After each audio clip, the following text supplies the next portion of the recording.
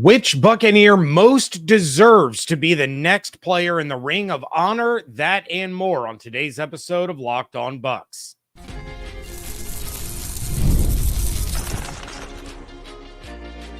You are Locked On Buccaneers, your daily Tampa Bay Buccaneers podcast.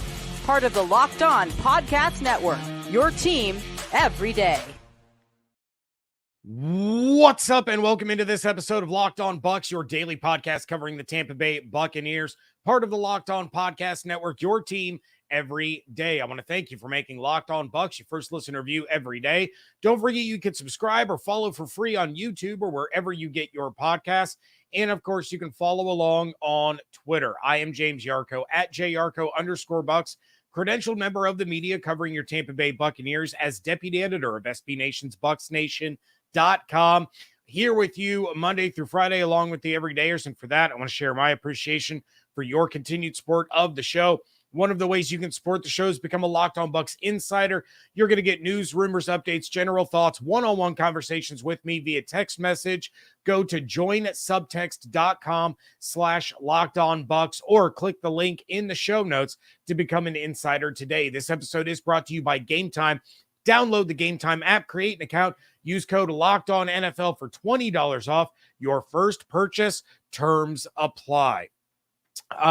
First off, thanks to all of you in the live chat already jumping in. Demon Hunter's in there. Richard is in there saying that he is watching the NHL draft. Everydayer Mad Dog, who's been in some of these live chats, always listens. He is at the NHL draft tonight for his birthday. So big shout out to Mad Dog. He's been sending me photos and videos, having an absolutely great time out there in Vegas at the draft. So that is going to be super, super awesome. But I had a mailbag question from insider Braden, who said, who do you think should be the next Buck to be put in the Ring of Honor? I think it should probably be Tom Brady, but I'm wondering if you think anyone else deserves it first. That is a great question, and it's been a hot topic for a lot of people. There's been a lot of chatter about it on Twitter. There's been, a couple of articles that have come out about it. And so I decided to wait until this episode so I could give it the amount of time that I feel it deserves. So let's start things off. For those that don't know, the current names in the Bucs Ring of Honor are Leroy Selman, John McKay, Jimmy Giles, Paul Gruber, Warren Sapp, Derek Brooks, Mike Allstott, Doug Williams, John Lynch, Malcolm Glazer, Tony Dungy, Rondé Barber, Monty Kiffin, and Bruce Arians. Some of you may be thinking, wait a minute, John Gruden got inducted. Yes, he was in the Ring of Honor, but he was removed following the scandal in 2021 where he had emails leaked that contained some, let's say, not so great things. The Buccaneers removed him from the Ring of Honor, and so he's no longer up there.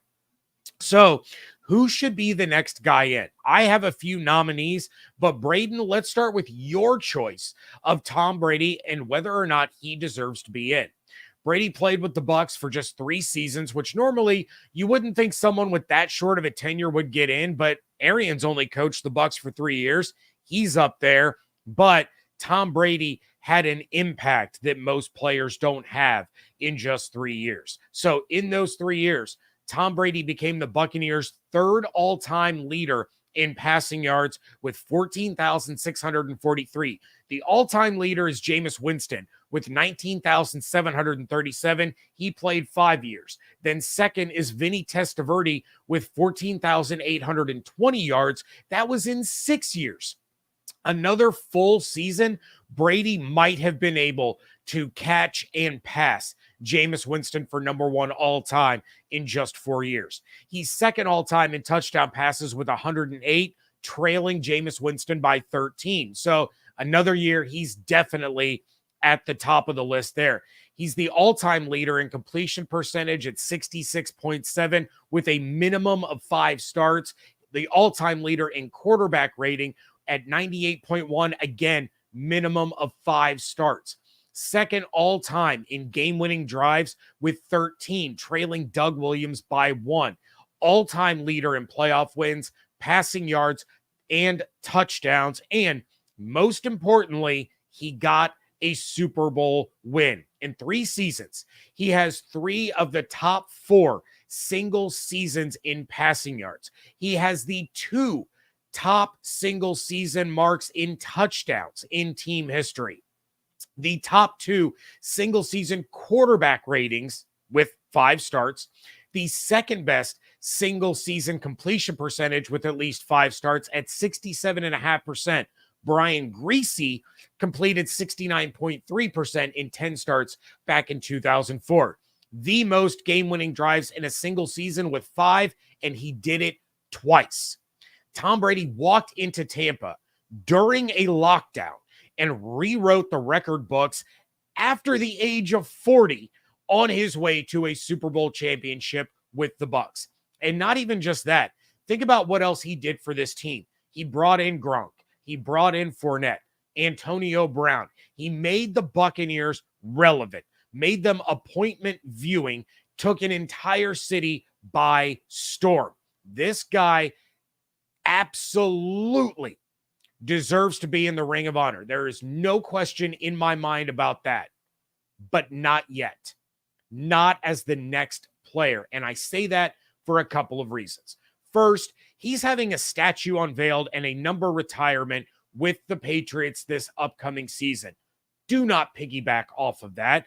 Do not try to steal that thunder or follow the leader in that sense. Let that be the Brady moment for the year. Let the Patriots, who had that guy for 2 decades, get their moment with him, with the statue, with the ceremony, with the number retirement, and do not impede on that in the same season. I think personally, it's a really, really bad look. There is going to be another time or two in the next season or in the next 2 seasons where Brady is going to be broadcasting a Buccaneers game, or Fox is going to make sure that he's broadcasting a Buccaneers game, and you can do it then. Don't do it the same year the Patriots do. It's a terrible, terrible look from just sheer optics. It looks like a copycat. Don't do it. Second, there are other players that are still just as, if not more deserving, that have waited far longer than Tom Brady for this honor and this recognition. I mean, Brady just retired 2 years ago. He's been out of the league for 1 season. There's plenty of time to give him his due. I think Brady is going to have his name up at Raymond James Stadium sooner than later. He's probably going to have kind of that unspoken number retirement where they're not going to give anybody the number 12, at least not for a while. You know, as far as legitimate number retirements, there's 63, 55, 99, 47, and 20. That's it. You know, 28 has been available. 40 still available, but shied away from. There are plenty of moments and plenty of time for them to be able to do this. 2024 is not it. I do, however, have 3 other names that I feel are just as, or even possibly more deserving than Tom Brady to go up into the rafters at Raymond James this year if they induct someone into the Ring of Honor. I am going to dive into that right after I get into this chat. We got Richard in the chat. I would love to see Simeon Rice. I wouldn't hate Brady. And then Richard follows up saying Gruden Ring of Dishonor. We got Christopher Cole saying Hardy Nickerson. That is a great name. Not on my list. Little spoiler alert. Demon Hunter, before the show started, said that he thinks Gronk should go in before Brady just so that he at least has that over Brady. I said I wasn't sure if Gronk had done enough. I didn't dive into his numbers because, spoiler alert, he's not on my short list either. Lakita says make Brady wait. And then Demon Hunter says Shelton Quarles needs to be the next Ring of Honor member, and then says Jason Light could be next. I don't think they're going to put Jason Light in the Ring of Honor quite yet, but I will tell you the first name on my short list that I think deserves to be in the Ring of Honor. That is coming up next on today's episode of Locked On Bucs, part of the Locked On Podcast Network, your team every day. Game Time is an authorized ticket marketplace of Major League Baseball, which makes getting tickets faster and easier. Prices on the Game Time app actually go down the closer it gets to first pitch. You want to catch an upcoming Rays game? Well, tickets this weekend against the Nationals start at $20. Then when they come back from a road trip to host the Yankees, tickets for that series start at just $54. Then they host the Guardians, where tickets start at $24. And right now, you can get Buccaneers regular season tickets as low as $50. And all those prices I just listed feature Game Time's all-in pricing, so there won't be any surprises when you get to checkout. You can wait until the last minute when prices drop as much as 60%, or you can buy them now knowing you have Game Time's lowest price guarantee, which means if you find tickets in the same section or row for less, Game Time is going to credit you 110% of the difference. So take the guesswork out of buying MLB tickets with Game Time. Download the Game Time app, create an account, use code LOCKEDONNFL for $20 off your first purchase. Terms apply. Again, create an account and redeem code LOCKEDONNFL for $20 off. Download Game Time today. Last minute tickets, lowest price guaranteed.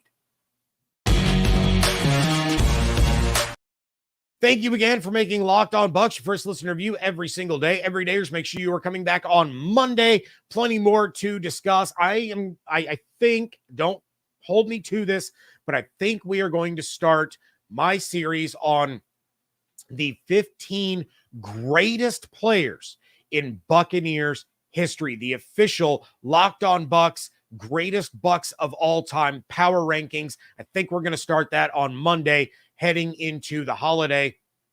In the meantime, if you want to hear the latest news from all around sports, NBA draft reactions, NHL free agency is about to start, NFL news because the NFL never sleeps, and then baseball, of course, is in full swing. But you want to hear more than the national narratives with fake manufactured screaming? Make the switch to Locked On Sports today, a free 24/7 sports streaming channel programmed for you every day to bring you the biggest stories without the screaming. Locked On Sports today is streaming 24/7 on YouTube or the free Amazon Fire TV channels app, part of the Locked On Podcast Network, your team every day. So which three players, to me, should be in consideration to go into the Ring of Honor this year if the Bucs decide to induct someone? I'm going to start with the most recent of the players, and one that didn't get a lot of love as his career progressed, but he is certainly deserving, and that's Gerald McCoy. McCoy went through some of the worst times you could go through with the Buccaneers. Drafted third overall in 2010, McCoy played 9 years with the Bucs, and it might be one of the worst 9-year stretches in franchise history, but he stayed and he busted his butt to try and be a leader in a bad situation. 6-time Pro Bowler, 3-time All-Pro, 54.5 sacks, 22 passes defensed, 6 forced fumbles, 4 fumble recoveries, 79 tackles for loss, and he did it with nothing, and I mean nothing around him. That man got 1 year with Jason Pierre-Paul on that defensive line. Other than that, he was the defensive line. 4th in franchise history in sacks, number 1 in quarterback hits, 4th in tackles among defensive linemen, 3rd all time in tackles for loss. Think of the issues that he had to deal with. His first year, it was Raheem Morris as the head coach. Then he got Greg Schiano, Lovie Smith, and Dirk Cutter. In his 9 years with the Bucs, he got to play on 2 teams that finished with winning records and never got to the postseason. He played hurt. He played sick. He was a captain of the team. It was him and Levante David on defense from 2012 to 2018, which was McCoy's final season. There was no one during that dark stretch of Buccaneers football that embodied leadership, positivity, a love of the game, a love of his teammates, a love of the city and the fans, and a desire to be a good person on and off the field more than Gerald McCoy. And fans crapped on him. They really did, because he was a goofy guy. He was a comic book nerd, and they thought he didn't get enough sacks or make enough plays at certain times or make the players around him better. Look, what was he supposed to do with Michael Johnson and Adrian Claiborne and Swaggy Baker and Noah Spence and Clinton McDonald and Daquan Bowers? No one was making those guys any better. So he fought through double and triple teams to climb to the top of franchise rankings in all of these categories. It's time to thank him for what he did and put him in the Ring of Honor. And he still, to this day, is a staunch supporter of the Tampa Bay Buccaneers. He embodies what it means to be a Buccaneer, and he deserves to be recognized for that. For my second guy, I'm going to stay with the defense, and I'm going to talk about Simeon Rice. He deserves to be in the Pro Football Hall of Fame, but that time, unfortunately, is past, and it really is a shame. You could put Simeon Rice's numbers up against first ballot guys like Jason Taylor and Michael Strahan, and he would come out looking pretty nice. But for whatever reason, the voters ignored Rice's dominance during his career. Rice was with the Bucs for 6 seasons and was crucial to their first Super Bowl victory back in Super Bowl 37. He had 15 and a half sacks that season, his most with the team and one shy of his career high. 2 Pro Bowls and 2 All-Pros while he was a member of the Bucs. He finished with 69 and a half sacks during just his time in Tampa, third in team history. 250 tackles, 67 tackles for loss. That's fifth in team history. 37 passes defensed, second most in team history by a player who wasn't in the secondary, trailing only Levante David. 19 forced fumbles, third most in team history, trailing only Levante and Derek Brooks. Double-digit sacks every season he was in Tampa, not including the half season in 2006 when he missed 8 games. He led the league in forced fumbles with 6 in 2003. Without Simeon Rice, I'm not sure the Bucs win a Super Bowl in 2002. He was the answer off the edge to take some of the pressure off of Sapp. He was that final piece that the defense needed to become the monster that it was. Then he went on to do it again and again and again for this Buccaneers team.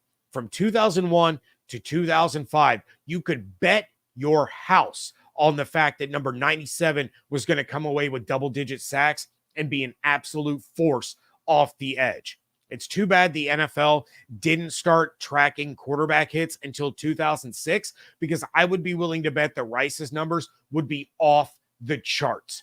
Simeon Rice did a lot for this organization and its fans during his short time with the team, and he had a Hall of Fame career. If the voters of the Pro Football Hall of Fame can't appreciate that or recognize it, the Buccaneers should.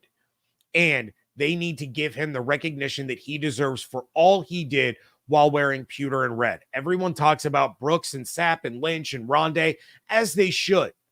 But don't forget about Simeon Rice, because he was a vital member to this defense, to this team, and to this organization. Going to jump into the live chat again real quick. Scotty J. We bought a Super Bowl. How does that sound? You're talking about honoring a guy that just had a Hollywood induction. He's a Patriot.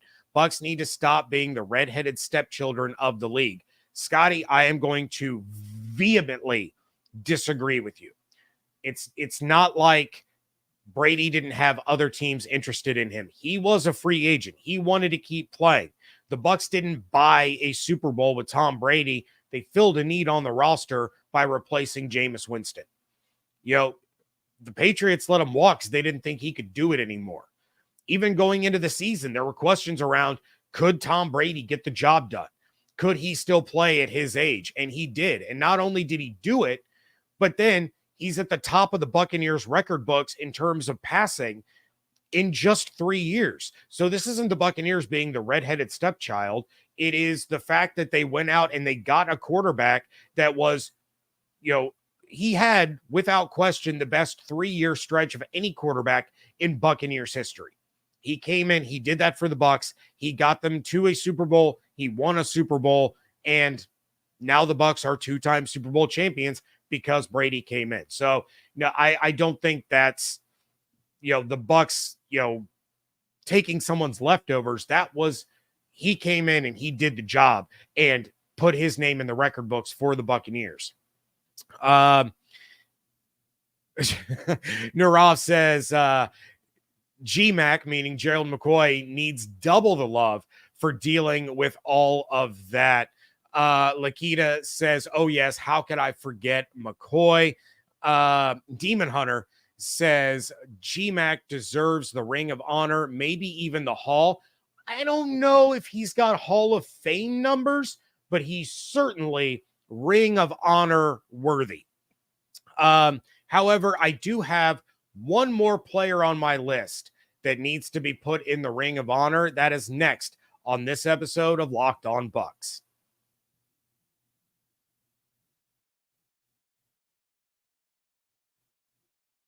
Wrapping things up here on this live Ring of Honor episode of the Locked On Bucs podcast, and I'm not going to waste any time. It's Josh Freeman. No, I'm kidding. Calm down, live chat. I'm watching you. No, I saved this player for last because I feel that he should be the one put in the rafters next. Regardless of all the players available. I love Gerald McCoy, love Simeon Rice, love Tom Brady. But this guy has waited far too long to be recognized for being one of the greatest players to ever put on Bucco Bruce and the Creamsicle Orange. And he's the greatest running back in Buccaneers history.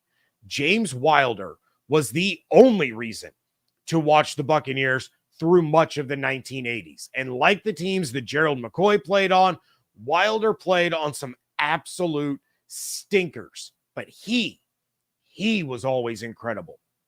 The all-time leader in Bucs history in rushing yards with 5,957. The second most rushing touchdowns in team history. The fourth most yards per game in team history.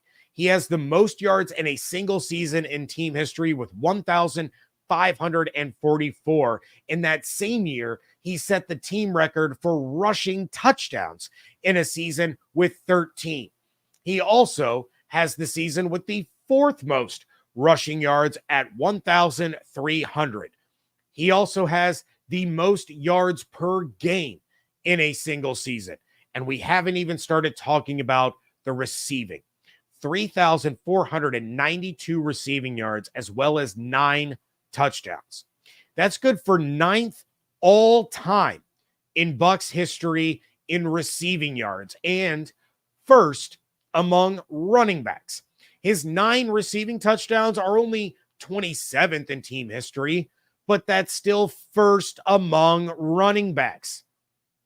Quick disclaimer, unless you want to count Mike Allstott, in which case James Wilder would be second. But Allstott was listed as a fullback, so I'm saying Wilder is first among Bucs running backs all time in receiving touchdowns. From 1981 to 1989, the Buccaneers had one season with a winning record, and it was 1981, Wilder's rookie year, when they were 9-7 and lost in the divisional round of the playoffs. No, I'm not counting the strike-shortened season of 1982. Other than his rookie year, it was 3 2-win seasons, a 4-win season, 2 5-win seasons, a 6-win season, and a strike-shortened season.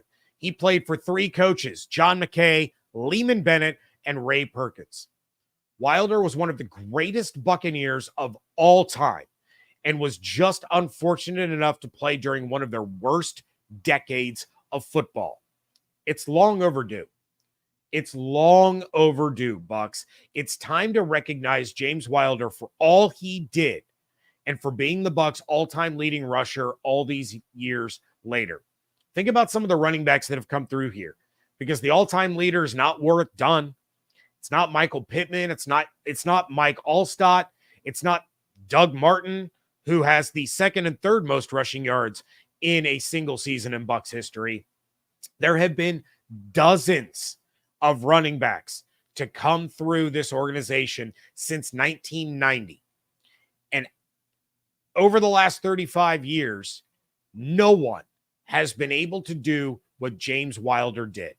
It was the guy from 1981 to 1989 that still leads this franchise in rushing. And that was, when you think about it, when the team was at one of its lowest points and they had one guy on offense that could produce, and every team knew it, he was still able to produce. Honor James Wilder and make him the next member of the Buccaneers Ring of Honor. I know people within the organization listen to this show, and I am pleading with you. James Wilder deserves this, and it's the right thing to do. Going to jump into the live chat before I get out of here. Joey says, aloha, fish time, catching the show live. Order of the who should be inducted in the Buccaneers Ring of Honor next. Number 1, James Wilder. Number 2, Gene Deckerhoff. Number 3, Simeon Rice. Number 4, Tom Brady. Number 5, Hardy Nickerson. Number 6, Gerald McCoy. I love that addition of Gene Deckerhoff. And honestly, if he had retired, because he's coming back for another year. He said he was going to retire 2 years ago, and he's coming back for another year. I think when Gene retires, he is immediately put in the Ring of Honor. They're not going to waste any time. It will be the season after Gene retires that he will be placed in the Ring of Honor. Joey, that was a perfect message. Spot on. I love that. We have David in the chat says A-Train. A-Train is he's in the Ring of Honor.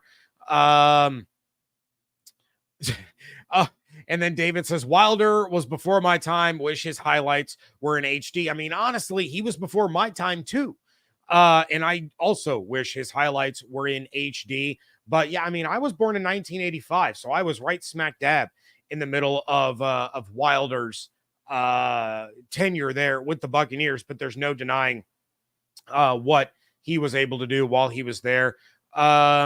Richard says, where does Warrick Dunn stand in your ranking for Ring of Honor? Honestly, he would be pretty low on the list, and that's not really his fault. It's because the Bucs let him go to the Falcons. So Warrick Dunn's prime was spent with the Atlanta Falcons and Mike Vick and you know, that divisional rivalry. And of course the Bucs did get him back later in his career, but I don't think he did enough as a Buccaneer to warrant being placed in the Ring of Honor. Especially not before James Wilder or guys like Gerald and Simeon and Brady and Hardy and even Shelton Quarles, who somebody brought up as well.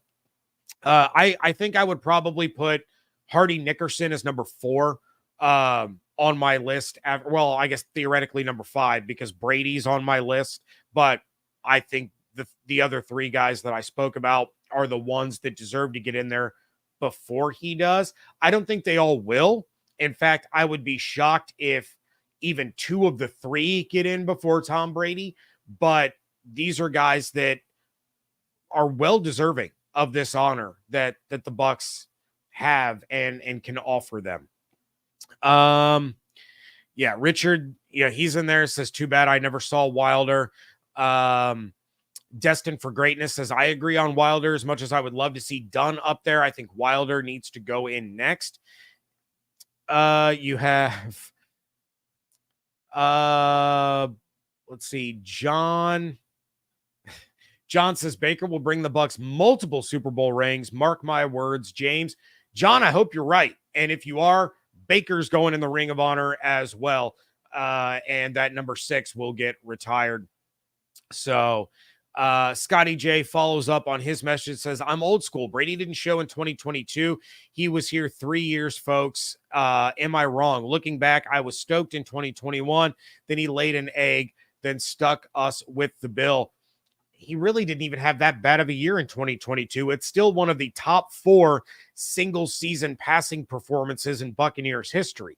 The problem wasn't Brady, it was Byron Leftwich. And that's not to say that Brady was perfect. He was dealing with his own nonsense with his wife and the divorce and the cheating and all of that. So obviously that's going to play into his performance a little bit, but he still overall didn't have that bad of a season. It was bad by Tom Brady standards, but it was still one of the better quarterback seasons in Buccaneers history. So I would have taken the 2022 Brady season over all but probably one of Jameis's seasons, all but probably Josh Freeman's first full season when he had, I think it was 26 touchdowns and 4 interceptions or 5 interceptions. It was unbelievable season from him. But I mean, Brady's bad year was still a really, really good year for, in terms of passing. David says, love the manifestation of a Super Bowl ring in the chat. And then Narav, you mean to tell me Jameis isn't on your list? He made his own 30 for 30. No, Jameis is definitely not on my list, nor will he be. And I think that is a good place to end it. So please check out everything going on over at bucksnation.com. Make sure you are following on YouTube or wherever you get your podcasts. If you're subscribed on YouTube, turn on the notifications so you know every time I go live. Become a Locked On Bucs insider for one-on-one text conversations, no ads or hashtags or anything like that. Go to joinsubtext.com/LockedOnBucs or click the link in the show notes. And follow along on Twitter at Locked On Bucs, at @JYarcho_Bucs.